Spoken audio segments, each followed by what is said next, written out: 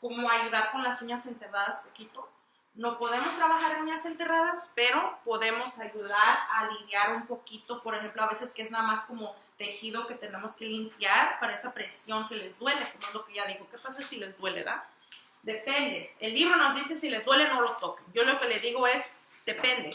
Si es mi mamá, se lo voy a hacer, no matter, lo que, como siempre, ¿verdad? Se lo voy a hacer. Si es mi prima. Si es un cliente continuo que viene y viene y viene y en este término me platicó eso, claro, yo se lo voy a hacer porque a lo mejor, como le digo, podemos prevenir este problema. Pero ya un cliente nuevo que ya venga con un dedo así, es mejor rechazarlos porque la liabilidad es muy grande. Dos cosas, ejemplos que les di. Que, por ejemplo, hay gente que no trabaja, que anda buscando una liabilidad o un pago, siempre. A mi esposo le acaban de chocar y el muchacho, en vez de pues decir, oye, ¿estás bien o todo? Le echó la culpa. Tú me pegaste, si tú te quisiste fugar, le habló a la policía y todo. Se armó un rollo. Entonces, para que se den una idea, hay gente que uno tiene que andar bien preparados para gente así. El otro ejemplo es que a veces uno va manejando y se avientan al carro y dicen que tú los atropellaste. Tengan sus cámaras porque hay gente así que no quiere trabajar y de eso viven. Entonces, regresando a lo que estábamos hablando, con nuestra licencia, con nuestras cosas así, tenemos que tratarlo. Uno a veces quiere ser buena gente, pero siempre hay esa persona que le das la ayuda, le vuelves a dar la ayuda, le vuelves a dar la ayuda y te siguen.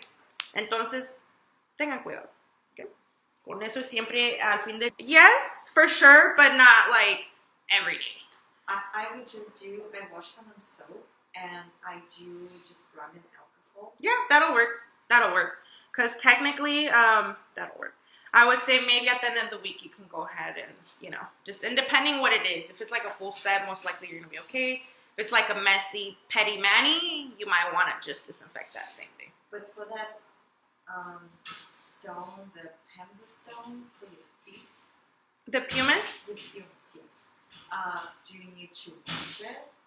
So, for pumice stones, normally they are thrown out. Pumice stones are not like basalt stones. Pumice stones are the ones we scrub and exfoliate. Those will always be porous because we need them a little rough, kind of. No, the one I have, it's on the handle, so it's definitely a multi-use one. And it's like a white, sharp-edged stone. It's definitely man-made. Okay, but is it porous? Does it have holes? No. So that depends. So there are new files. When I'm gonna show you, there's new files now where they are designed to remove that porosity of that stone, to be able to reuse with like the grits. Yes. And there are some like that, which I do recommend. Those are a little bit more expensive, but they are good and they really clean up and they don't cut the client. Yeah, no. Yes. But as long as if I would have to make sure, I'm going to show you which ones I'm referring to right now so we know which ones. But as far as the, like say even the pumice stones that I buy, like the rocks that are man-made, but they have holes, those for sure we can't reuse. In my culture, in the Mexican culture, when I was growing up, and in my tub there was always that little rock, that foot rock, and everybody used it in the shower, and that was really gross, and I didn't realize that. And it's just it's like a Mexican thing. I never just because scrub the stuff off the crust off your body. But yeah, that's not recommended. So maybe have your own rock and then throw the rock out, or because especially in the shower, because we know shower is warm, moist, perfect for bacteria, right? But anyways, not to get off track, I'm going to show you guys those after right now. Okay, let me just get through the chapter and then we'll show you all of these things on the other computer. So again, foot file, right? Either throw it away, don't give to client, and or disinfect if it's the metal one or the ones we're going to show you guys right now. Good morning, by the way. Ok, recuerden, para lo que es la lima de uñas de pedicura, vamos a usar las delgadas, las que vienen en las blanquitas delgaditas, se tiran después del servicio.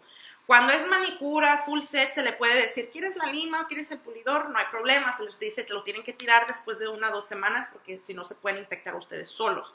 Número 2, si es pedicura, nunca se los den. Y entonces ya tengan una que se va a tirar cada uso, o una de metal que se va a desinfectar. Ahorita les voy a enseñar una que es un diseño nuevo para lo que es la, bueno, no es es una barra de pumisa nueva, que es lo que estamos hablando, pero ahorita se les enseño esas, ¿ok? So, siempre la lima de pie, tengan su lima agresiva y desinfectenla o tírenla. Foot file. When we show you guys how to do the pedicures here, normally the foot file, we don't add that, right? Yeah. When we are dealing with these foot files, I highly recommend you add that to your service. Why? Because, one, it leaves the foot nice and smooth. You're able to come and, you know, after your exfoliation, you can, well, it depends. But basically, it is designed to reduce and smooth thicker foot calluses. I recommend if you're going to use this, do it dry. You're going to do it dry before you wet the client. Do a basic filing, because once it becomes wet, it's very easy to overfile, just like it's very easy to over exfoliate with the pumice stone, which is why we feel as we're kind of doing it and only on calloused areas. But with the thing with this is once the foot becomes wet, the skin becomes soft, and there's a huge risk to overdo it, and then it just gets real crusty and messy with like wet skin everywhere.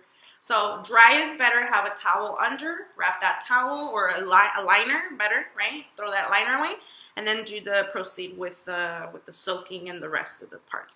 But all we have to think about for the large foot file or pedicure paddle, we sometimes remove. Okay, so if we buy these alone already with the grit on there, normally the grit does not remove. But there are some that you can buy and you remove the grit and then you disinfect the actual piece. There's plastic and there's metal. Get the metal. The metal will save your life because it's sturdier, but plastic works just fine. Just ensure that you are cleaning and disinfecting the actual piece and then throwing the grit away. Yes? Back to ingrown toenails. Is it hereditary, or like how do you? It says that we can prevent them by like filing the sides, right? But how like is it hereditary? Like can anyone just get one? Ingrown toenails can happen through many ways. It can be hereditary. It could be extreme curvature of the matrix. It could be boots usage, shoe usage. I could be a jogger and be more prone because it's just squishing my toes together. So it could be a multiple things. Yeah, okay. Absolutely. If it could be so not like lifestyle stuff. Yeah. Yeah.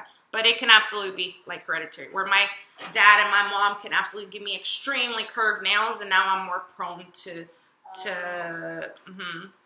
Because my grandma was asking me, she's like, oh, because my brother, I was showing you, had those really bad ingrown toenails, and they got removed, right? And she's like, how did we get them? I'm like, she's like, how are they caused? How did we get them? I'm like, you know what? I don't know. I don't have to. Really tight shoes. Tight shoes. He wears boots all the time. That's why.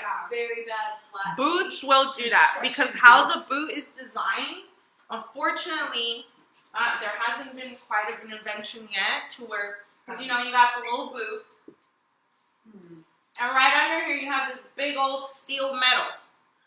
The steel toe metal is designed to protect the toes of the foot. But what really happens is after men use this, tends to smash down. And so as it's smashing down, it ends up smashing here, and then, you know, it's men. Men don't take care of their feet, so naturally ingrowns. And I have a lot of friends. So how can I tell someone that wears boots a lot, or like my brother, how can I tell them to help prevent ingrowns? Just stop wearing boots, or like get pedicures more? In this case, I'd have to see his physical nails, his matrix. I would have to see all that. And I'd have to see the status of why. Because it could be he just has curved matrix. And there's really a way we have to retrain that nail. In this case, you can do that by doing something which is Onifix. Remember that one? We saw that, yeah. So Onifix is something that maybe you can try to, that would be something. But like I said, it would be depending on his case. Because I don't know. It could just be that he's just prone for that because his toes are like that. It could be he's wearing smaller boots. It could be he's always wearing boots, not giving his feet a break. I mean, there's just so much in between. Okay. I would have to really consult him and be like, tell him to come in one day. Maybe we can. If he ever comes up here. Or you give him that consultation as far as ask him all of that. Yeah. you know. I know he wears boots all the time because he has very, very, very flat feet. Oh, he's a flat footer. Does that have anything to do with nails or not really? Flat foot is definitely, he might have more pain feet for that as well. So normally shoes are not designed for flat foot. You got to get a special shoe that has that flat foot because one, that's going to allow him not to walk properly. He's not going to have that full support. He can only walk for a few hours at a time. Because he gets tired. He's had surgery like twice on his feet. So that is now going to cause him to walk a certain way, which can absolutely lead to ingrowns. Yeah. Could maybe getting him a bigger pair of boots, maybe. Yeah.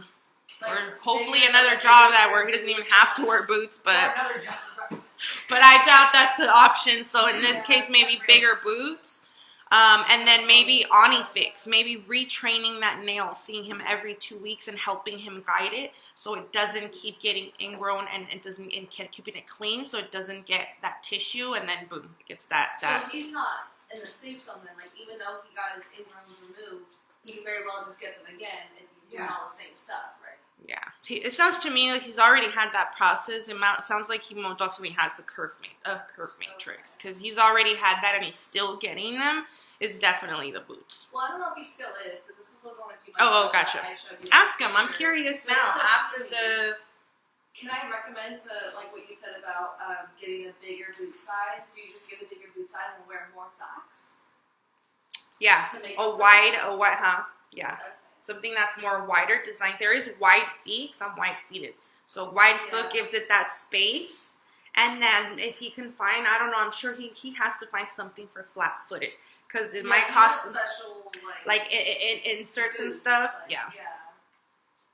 Okay, sorry to cut you off. We got to keep going or I'm never going to finish this chapter. But very important information that you're asking. All right, guys, so everybody understands if we're going to be using the foot file, it's dry before wet immersion. Well, alcohol first, then file, right? File the calloused areas only. And then if you are going to replace the grit, clean and disinfect in between the main piece and replace the grit or throw it out. No, you cannot give this to the client. That is gross. This is going to be gunky. But they're always ask them if they want to buy an additional one or if they want to buy maybe like a little pedi pack to do at home. That's totally fine. But as far as you can't give them that dirty one. No. Lo que es la lima para los pies, aquí en la figura 7-10, estas las recomiendo. Si las van a usar, úsenlas. Es diseñada primeramente para reducir y suavizar los callos más gruesos de los pies. Es poquito más sana que la otra, pero corre el riesgo de usándola con piel suave o ya mojada que le limamos de más. Entonces siempre en seco, antes de tocar la agua, le ponemos el alcohol, le hacemos la inspección y luego ya lo primero sería la tallada, luego la inmersión y todo lo demás. Si estas no tienen la opción donde te deja remover el grano y pegarle un nuevo grano, se tiene que tirar. Pero si les da esa opción donde pueden comprar los como granitos o lo que es la barra de grano o la lima, le pegamos esa, se tiene que limpiar y desinfectar la pieza donde la detenemos. ¿Okay? Como dijimos, saber cuál se tira, cuál no, nunca dársela al cliente porque esa ya queda toda así. All right, questions on any of those? You said to use rum and alcohol just to disinfect them first. Yeah, the first step for pedicuring is preferably spray the alcohol, even though it's kind of contradictive because we say, alcohol dries out the skin. It sure does. But in this, the book actually says spray an antiseptic. Yeah. So you could actually spray the antiseptic for wounds, hypothetically. But alcohol is just what we do, realistically. So we spray alcohol, or if you don't have that, you're going to go, because the goal is to lower the pathogens since we can't send them to wash their feet. That's the only thing. It's like sending them to wash their hands. We can't do that. So we do the initial consultation and then the spray or on a cotton, and then we rub the top and then the bottom. Does that make sense? Yeah. And then we start with clean cut file and all the usual steps. All right. So moving forward as far as the materials, for materials. So we have toe separators. I'm going to show you nowadays, the foam ones I don't recommend to get. There's different ones you guys can get that are silicone or like jelly. I have those. More comfortable, more ergonomic. Remember, not all clients are going to use these. Some clients' toes are very tight. Some clients' toes might only need like one, not all four, and then they feel kind of painful sometimes. If you have the foams, flip the, I'll show you guys in person how we do that. You're going to flip the little toe separator knob, so it fits more this way, not sideways, or you're going to use the ones that I'm going to show you in a little bit, okay? The, we said plastic, jelly, or silicone. And some people just using the paper towel. Or paper towel. In salons, they don't do none of that. In salons, they do the paper towel, but the one that's for the trifold one. You fold out. Oh, I love it. Yeah. It's thinner, no length, and it gets the job done. That's what they do in chop shops, I guess you would say. Well, the Vietnamese place that I went to in November, she didn't separate them, and then she spent so much time cleaning up. Like, yeah, that's the thing. It's better to just separate sometimes, and you know. Some people have different techniques. Some people are old school where they're like, I'm just gonna ram it on there and then clean it up, and it looks great, but it's just, you know, the goal is to not get that product on the skin. Yes. Also. Yeah. So that's the difference between old school and new school. Ok, para materiales estamos hablando de los separadores de dedos en la página 200. Recuerden que los separadores de dedos, hay nuevos separadores que son como de goma, que les recomiendo comprar, más ergonómicos y más confortidad. Se sienten mejor, no tan presionados o duros. Entonces, lo que es como el separador de dedo dice que vienen varios diseños, pero normalmente es de goma de espuma. Si están usando los de goma de espuma, se tira, porque eso es poroso. Pero si están usando las de plástico, las que les voy a enseñar ahorita, esas se limpian y se desinfectan en intermedio. ¿Okay? Y no todos los clientes van a ocupar. Ella dice que el otro día fue al salón y le hicieron un regadero de esmalte, pero ¿y cómo duró para limpiarle en vez de separarle los dedos y hacerle bien el trabajo? Lo que le digo es que muchos técnicos de 20 años tienen como lo que es el estilo viejo, llegan, le pintan y ya nada más le limpian. Ahora en años nuevos, recuerden, el esmalte no debe tocar la piel porque puede causar reacción alérgica, entonces es mejor trabajar bien, expandirle los dedos, pero depende. Hay unos que nada más el dedo grande, hay unos que nada más el chiquito, entonces ustedes van a ver cuál ocupa y cuál no.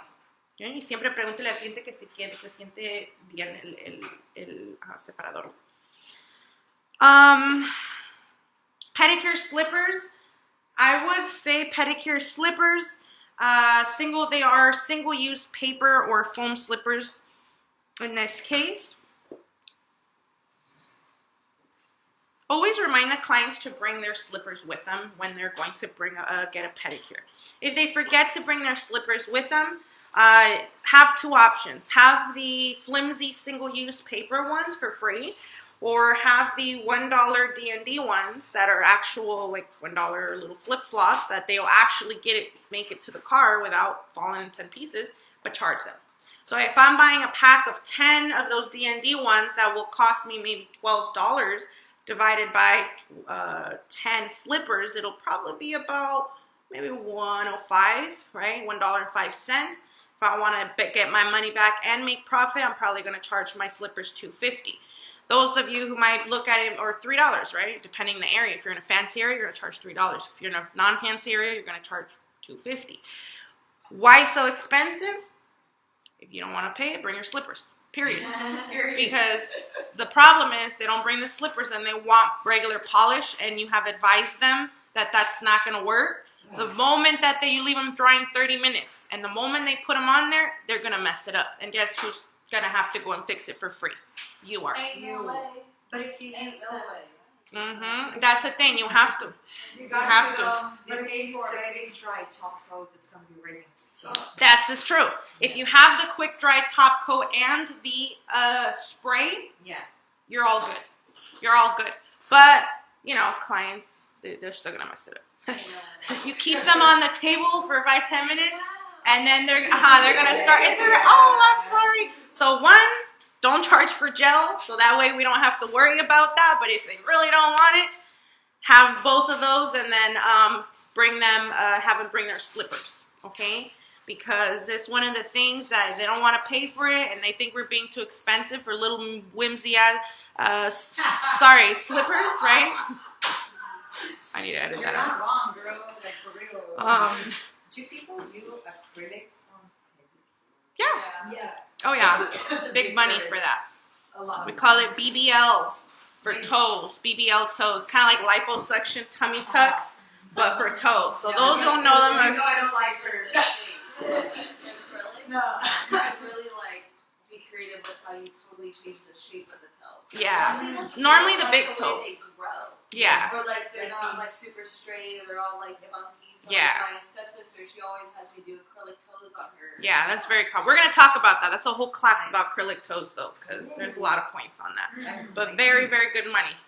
All right, those are very good. All right, guys. Sorry. Moving forward, right? So, pedicure slippers.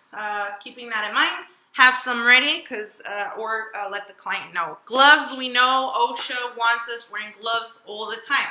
Remember, State Board does not care if we wear gloves, unless it's a blood exposure. They recommend it, but they're not going to fine us or, ding us on any of that. OSHA and CDC and everyone recommends you wear them. I recommend you wear them because, again, it's not just pathogens you're protecting yourself from. It's all of the dryness, the soaps, the high alkaline products that we're using, monomers, yada, yada, and so forth. So at the end of the day, extreme dryness leads to cracking of the hands, which leads to portal of entry of pathogens, right? So what if you develop an allergy to the glove material? That's a thing. One of the things that's why they recommend nitrile, because nitrile powder free are the most least yeah, those are the least ones with like allergies. Latex we should not use. Vinyl they rip, they shred the moment they touch the lotion.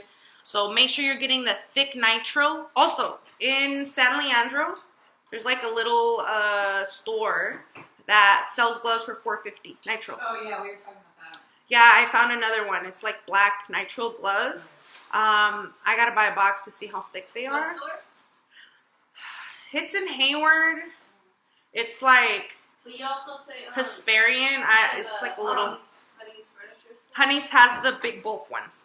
They have the individuals for which they get big bulk, which is why they sell them for $4.50. Let me put that link up for you guys because it's like a weird name. It's just it's really fun though. They got it's almost like a dollar store, but it's not. It's like they got all the stuff. Daiso. Electronic. Yeah, it's like Daiso, but for like stuff. They got blankets, like a good gift place. Oh, it's like a little Chinese store. It's good. It's good. That. They got little blankets for $6.99. They got good stuff. Heaters, kitchen stuff. I was excited. Yeah. Socks, everything. But anyhow, this thing's so itchy. All right, so moving forward, guys, we're going to go ahead and I'm going to bring the other laptop because I'm going to show you all the stuff that I wanted to show you, and then we will go from there. Okay, so bear with me.